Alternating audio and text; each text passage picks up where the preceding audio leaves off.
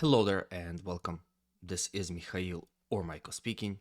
And as always, before the video starts, I want to use this opportunity to express my eternal gratitude towards those who decided to support me financially, be it through Patreon, PayPal, or Super Thanks. I really appreciate your generosity. So thank you friends and have a blessed day. Now, today's video I will start with the town of Nova Mikhailivka, as the latest news coming from this particular portion of the front and the territorial changes suggests that the intensity of fighting here has started to increase significantly. Here both sides engaged in heavy fighting as they try to improve their general situation around the settlement of Novomikhailivka.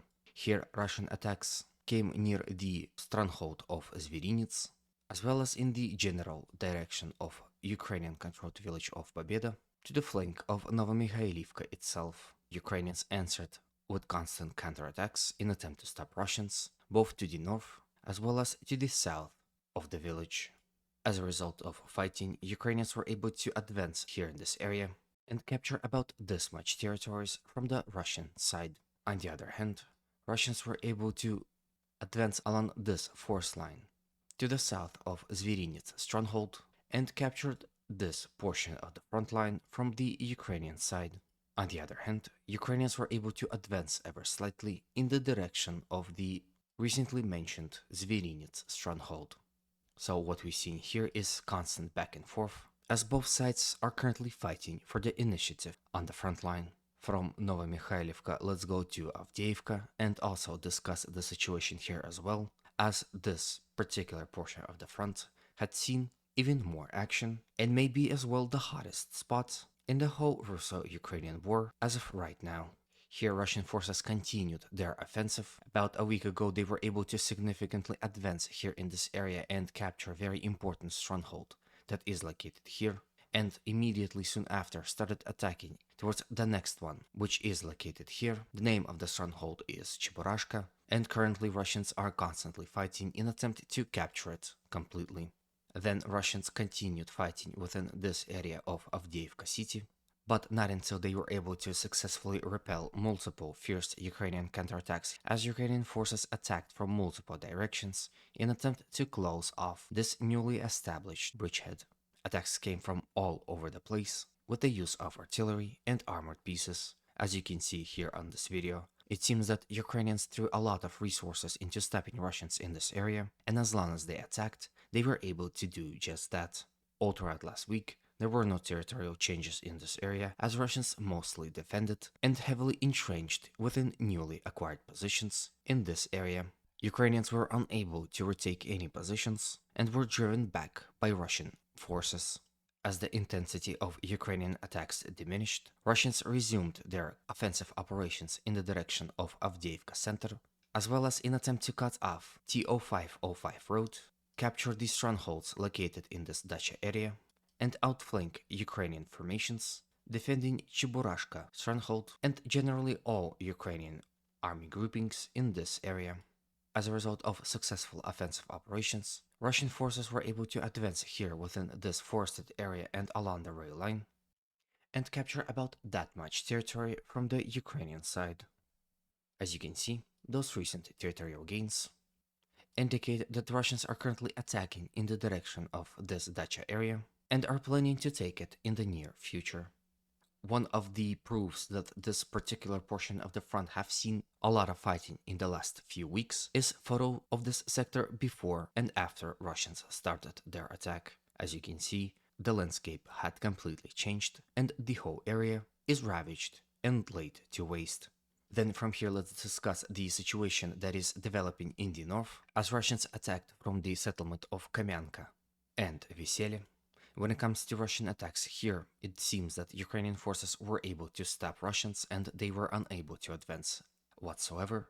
However, situation near Vesely requires more clarifications. Generally speaking, here Russians were attacking from several directions, fighting in this dacha area, advancing along those said roads, and attacking here as well, perhaps in attempt to capture this entire area and take control over it. It is here where the interesting things had happened. As you can see here on the video, Russian column is advancing in attempt to engage Ukrainian forces located in front of them, but were spotted by Ukrainian forces beforehand and were subjugated to artillery fire after advancing for some time under Ukrainian fire and losing some of the armored pieces. Russian forces turned around and retreated. At this point in time, it is unclear how much territories Russians were able to take control over this particular attack, but this video can serve as a proof that Russians are at least having some troubles attacking here in this area, but do so without stop, as this vector of attack is just as important as this one. The faster Russians reach Avdeevka from multiple directions, the easier it will be to storm the city itself. Fighting continued within Stepova village, as Russians and Ukrainians engaged each other in attempt to take full control over the village. Here Russians also attacked in the direction of Berdiche, however were stopped by Ukrainian attacks and resilience. And same could be said about all Russian attacks around village of Grigorivka, as there are no territorial changes to report. From here, let's move all the way to the city of Bakhmut and discuss the situation on its southern flank first. All throughout last few days, Russians were continuously fighting here in this area in attempt to take control over many forests and forest lines located on the tactical heights that oversee Klishevka and are very important for the control over the entire front, and as a result of that were able to advance here ever slightly. Here on this picture you can see how much territories exactly Russians were able to capture. As you can see, Russians are slowly increasing their zone of control around Klishevka, so that they can then safely and more successfully attack in attempt to recapture it completely. But it is also important to note that Russians are slowly capturing the force lines that are adjacent to Ivanivsky village and are crucial for its defense. The village itself is already under the threat of Russian attacks, which are occasionally launched in its direction.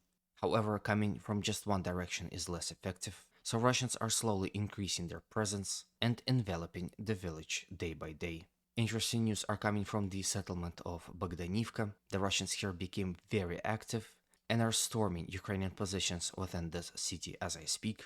Recent news suggests that Russians had already reached the center of the town and have captured about half of it, so perhaps this entire area that currently on this map is located in the gray zone is already within the Russian control. If that is the case, I'm sure this map will be updated in the near future. But the recent news coming from this village suggests that Russians decided to storm it more actively, so we might expect the village to fall to the Russians fairly soon. Then from here we move to the Siversk front and discuss the situation within the town of Belogorovka. Here Russians also restarted offensive operations in attempt to capture this town, as they attacked from all sides and from the Serebryansky forest especially. It is those attacks from Serebryansky forest that brought Russians more territorial gains, as they advanced to the north of the town and captured those territories from the Ukrainian side. If we zoom in, we can see that a filtration center was located here, which Ukrainians used as a stronghold, and with its fall, Russians can now use it as a staging point for further attacks in attempt to capture dominate heights that surround the settlement of Belogorovka. If Russians are successful in this endeavor, Ukrainian forces within the town may find themselves in a disadvantage and at some point will be forced to leave the village. The next town which Ukrainians can use as a stronghold is Grigorivka. As you can see, it is defended from the north by the Seversky Donetsk River, which will force Russians to probably attack head-on and will generally decrease effectiveness of their attacks. Until Russians capture more territories within Serebryansky Forest, it is hard to expect any landing operations across the river. But generally speaking, if we zoom out, we can see that fairly little settlements are located in this area, so Belogorovka, Grigorivka, and Serebryanka. And with the fall of Belogorovka, this entire portion of the front may be captured by the Russians fairly quickly, and we can expect this Ukrainian salient to be closed and the front line evened out. This territorial development can potentially allow Russians to advance across the wider front in the direction of strong fortress of Seversk, to the flanks and rear of the Ukrainian army defending Verkhny Kamensky, as well as to the flanks and rear of Ukrainian forces in Grigorivka and Serebryanka. With this information in mind, we can see why Ukrainians are so desperately defending here in this area and are not willing to give up on Belogorovka, even if it is located within the salient, which makes it very hard to defend.